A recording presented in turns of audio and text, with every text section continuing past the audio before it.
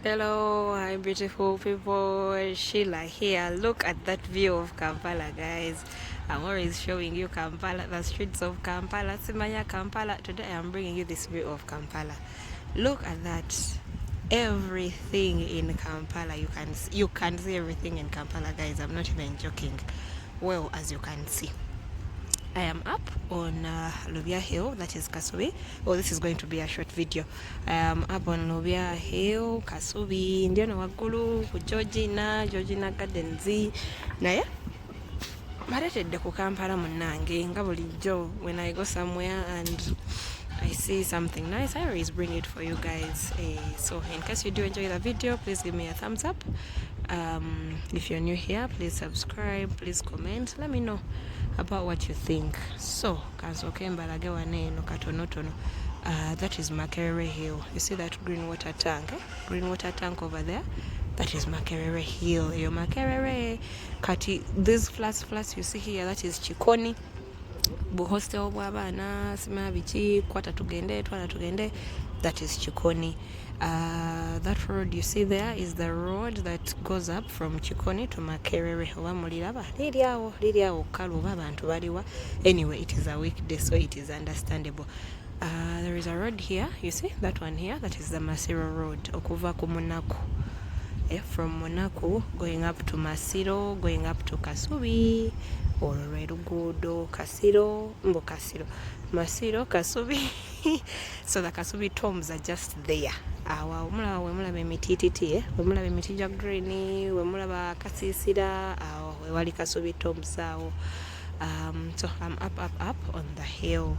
Kakati, where I'm seeing NBS over there. Do you see? NBS yao mujiraba yao kaflaga mukalaba wekewuba awa wenzuminza awa mukalaba kaflaga and the green thing that says NBS. So that is Naguru Hill over there. NBS yeyo kaflaga kewuba nze nkalaba nesimanyo oba bwe mukalaba naye kaflaga kali awo kewuba.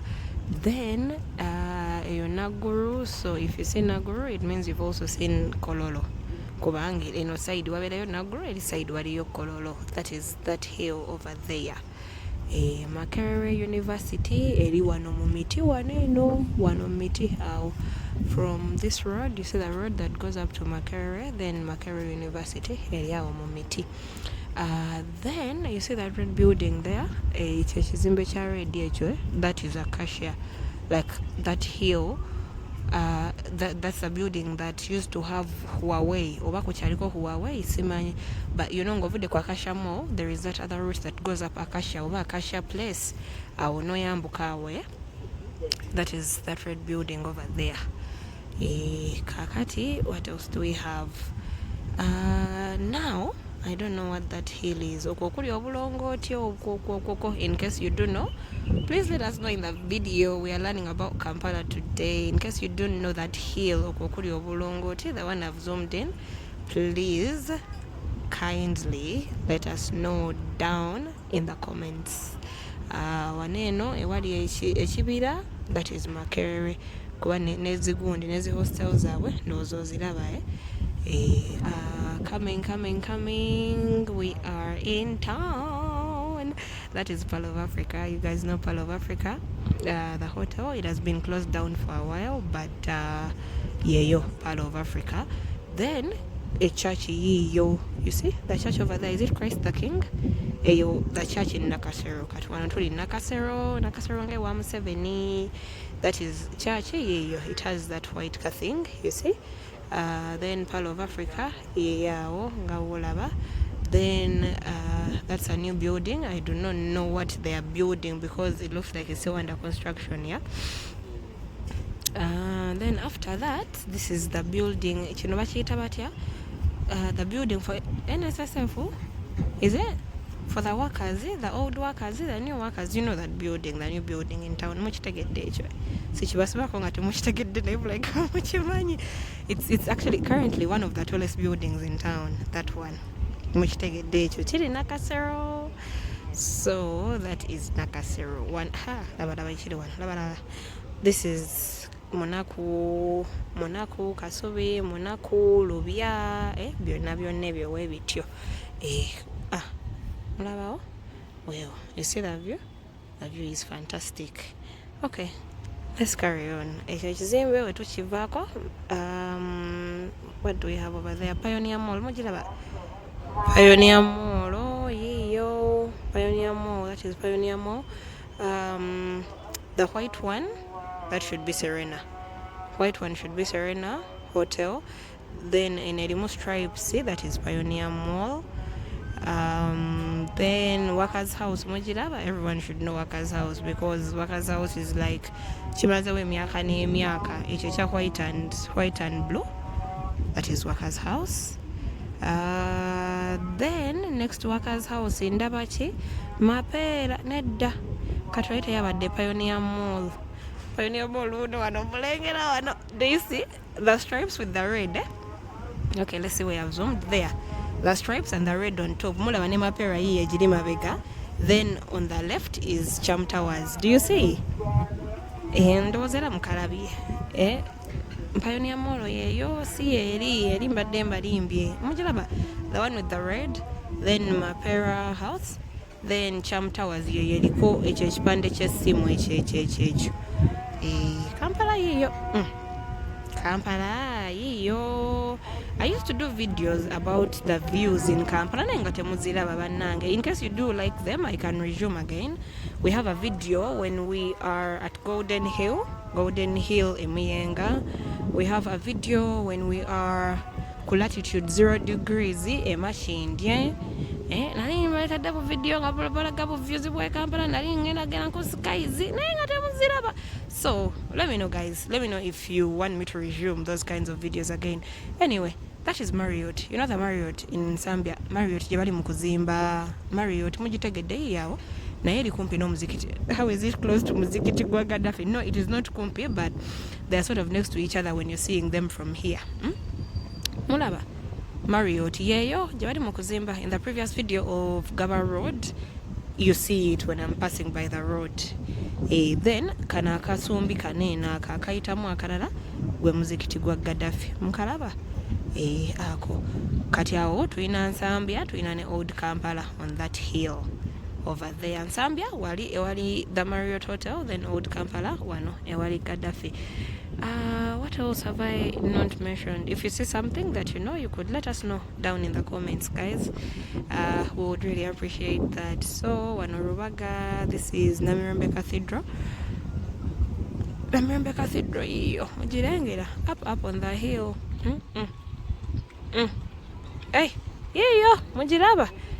Kati view yiyo wanesimu ebe emazeeyo in the wide angle lens. Kampala yenna wuyo obeera omulaba. Kati tubadde wano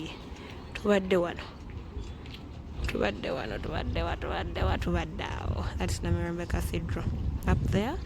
Then kati eri side like oba ye Namasuba Nyanama Wololo twala tugende over there, you see. Yo Namasuba Nyanama that is the other side, because now according to the direction those are Mutegede where we are at and what we are dealing with. So this is it, guys. This is Kampala. Thank you for being here. Please give me a like. Let me know the areas you would like to see. Oh, this is the new branch of Mengo Hospital. Mengo Hospital bajiwadde branch endala ey'amaaso ey'aba optician. Obviously when I zoom in it's not going to be as clear because the distance is far, but still you can see. Mengo Hospital kumpi ne Gombe Hospital. Wow. Balina branch empya ey'amaaso. Kati waneno Lubya, Masanafu, Lugala, ebyo ebigenda maaso. I think I've mentioned all the buildings that I can sort of see or that you can also sort of see. Mpozi, I saw Bahai sometime back. Yili wali. I don't know if you're going to see it. That's okay, Musana. Bahai, mukalaba, the up bit of the temple. Kakao, there, that one. That one. Bahai. But I think you can still see it. So that is Kisasi now. Kisasi, Chebando, Kakati yeri side zeyo. Then this should be Kawala, blah blah blah, and everything that goes on. Zezo, nzilaba. So, kigenda maaso era munagamba nti no saabalaze ku Kampala. This is it, guys. Thank you for coming. Thank you for being here. I'll put the link down in the comments for the other videos that I made that were showing the views of Kampala. Some people had suggested I try skies as well. Some people had suggested I try where. In